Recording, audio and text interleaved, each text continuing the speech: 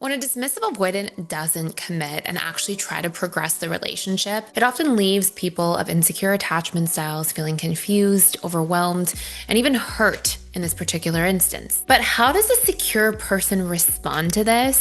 And what makes this secure response change everything? You're about to find out. I'm going to break down for you what securely attached people do when a dismissive avoidant doesn't commit and how that turns the tables in their favor.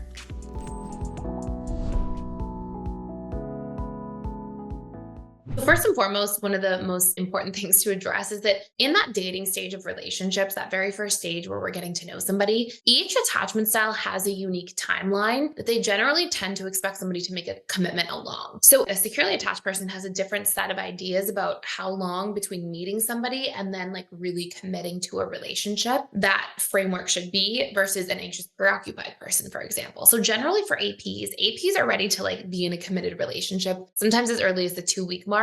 And usually that range starts to sort of up the ante in terms of the pressure. The AP feels a lot more like pressure to commit around like 4 weeks, 6 weeks, 8 weeks, like right around that time, APs are really ready to commit. Now, if you look at a dismissive avoidance, their general timeline often is like 3 to 6 months tends to be the range. So at 2 months, like that 8-week period for APs, they're not even anywhere near being ready for that. So you can see right away in the early dating stage just how complicated that will make things, let alone that they have a totally different set of subconscious rules and ideas about how to give and receive love to one another. So with that being said, a securely attached person actually tends to share a similar timeline of expectations to a fearful avoidant person. And this tends to be between 2.5 in the early stages to about 3 to 4 months. So that sort of range. And again, please keep in mind, this range will be dependent on a whole bunch of other factors. Like it's not so cut and dry because are you friends first before you start dating? Do you see each other every day? Do you work in the same place? Are you long distance? Like all of those things will have a very different impact. But as a general rule, the types of patterns I would see the most, securely attached people are usually waiting for the first 2.5 months to really vet somebody. And that may be the time that they're ready to make a commitment. Usually around the 3-month mark is more accurate. It can stretch up to 4 months. And we'll usually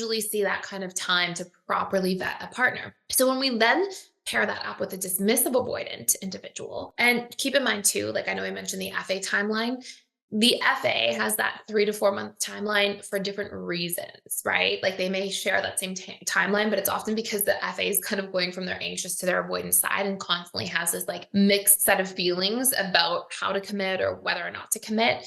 Whereas the securely attached person is usually taking the appropriate amount of time to just vet, to ask the right questions, to really establish like, is this the right relationship for me? Am I the right person for this relationship? And they're usually really getting to know somebody intentionally with finding out that information as being the goal.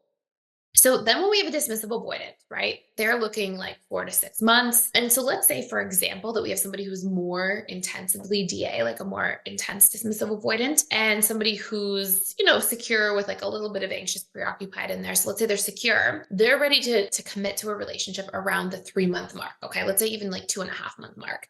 And let's say our more extreme DA is looking at around 6 months. What would the securely attached person do in that situation? How would they approach the conversation? Well, the securely attached person, first and foremost, would recognize that not everybody follows the same expectations as they do, right? Everybody has different timelines. Everybody has different needs. They have different expectations. So while they wouldn't dismiss their own needs, they would be able to hold what their needs are, but also hold empathy, understanding, and awareness for the fact that somebody else probably moves at a different pace than they do because they have a unique background and upbringing and set of expectations for how they do relationships. And the securely attached person would not be taking that personally, right? They're not like, oh, I'm not good enough, or they're doing something bad behind my back and that's why they won't commit. They don't rush to make these assumptions.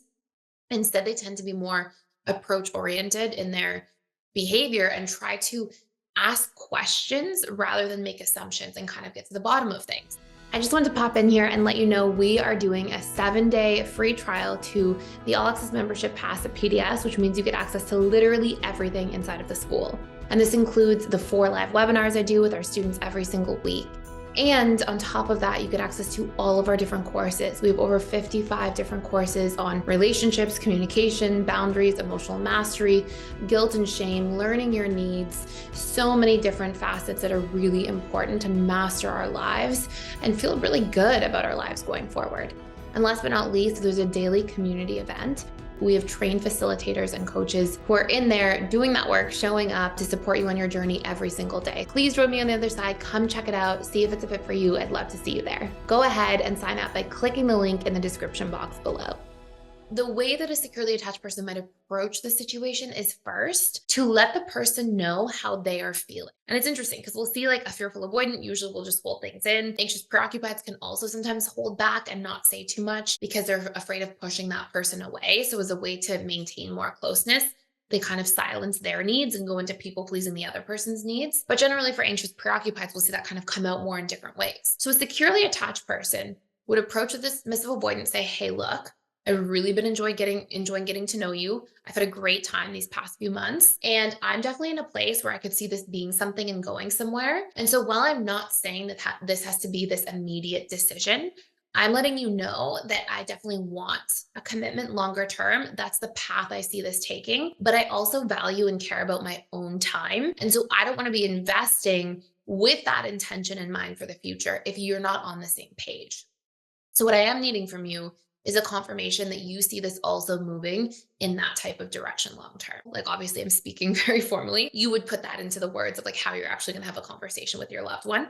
But they would be really clear. They would say, I've arrived at a conclusion, right? I can see this going somewhere. I also care about my own time. I'm not asking you to make a decision right now that we have to be exclusive this moment.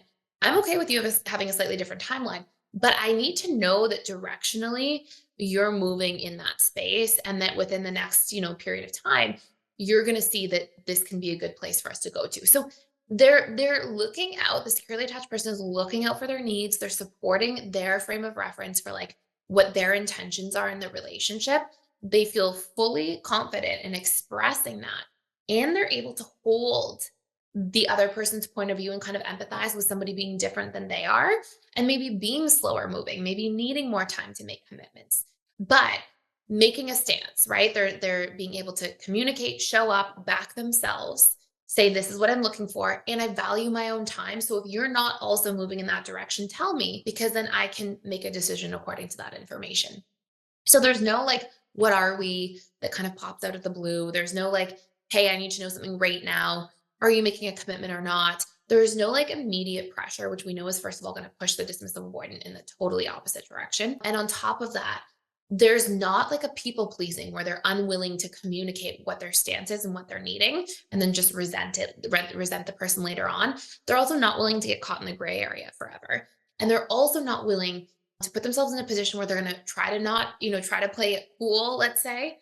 And then, that pressure is going to come out in different ways, right? These indirect ways, which ultimately just makes somebody feel so much more pressured. So that's that part. Now, what would the securely attached person then do if their person they're dating was like not responding to that type of conversation or didn't give a good answer to that situation, right? Like what would they then do at that point? So I'll tell you, when we look at this different dynamic, right? And the securely attached person goes into having this conversation. They brought that up to the dismissive avoidant. And let's say in response, the dismissive avoidant's like, I don't know what I want. Or they're like, you know what, maybe, but I don't know. Or let's say they say, yes, I am on the same page, but then all this time passes and the needle hasn't moved. The securely attached person would then follow up with more clarity, more specificity, and then with backing themselves a step further. So in that next case or conversation, they might say, and even if it's in the same conversation, totally fine if you don't know, I very much understand that we have different timelines and ideas about how long things should take to draw those conclusions. I do also want to let you know that I really value my time and I really care about like where I'm investing it. So I'll give you some time and space to sort that out, to figure that out.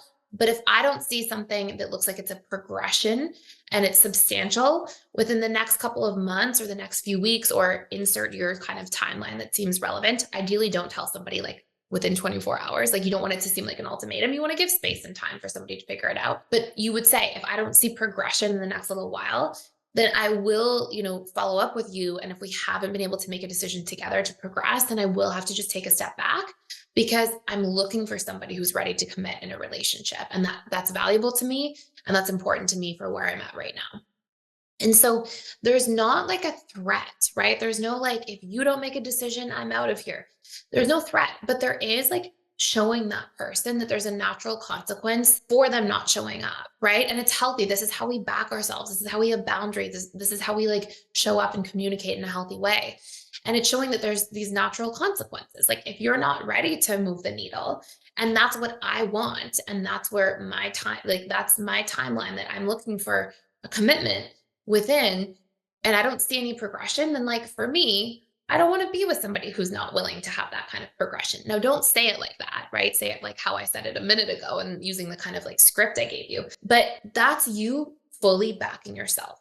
The vast majority of time, when I work with clients on these types of things and they would have those conversations, DAs would respond very well to those sorts of things because there's no immediate pressure, there's no ultimatum, but there is like this self respect. There is like, hey, I know what I want, I'm clear and I'm here to back myself and my standards. And that's it. And jump on board or don't jump on board. I really enjoy spending time with you. I really like you.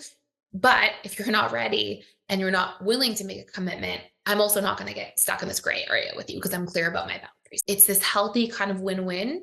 And at the end of the day, I know it can be scary to have those conversations, especially if you're a little bit more anxious leaning, but in having those conversations, that's how we see the transformation. And that's also how you become more secure because you're backing yourself in the experience, right? You're sure of what you want. You've got your standards. You're not willing to kind of just tiptoe around or get stuck in this gray area for so long. And you're showing people how you want to be treated. I hope this makes sense. I hope this is helpful. And let me know any other questions you have down in the comments below, especially if there's things that you want to know, like how would a secure person XYZ? Like, let me know what you're curious about from that perspective. Thank you so much for watching. Thank you for being here. If you enjoyed this channel, please consider liking, subscribing, sharing this video, and I will see you in future videos.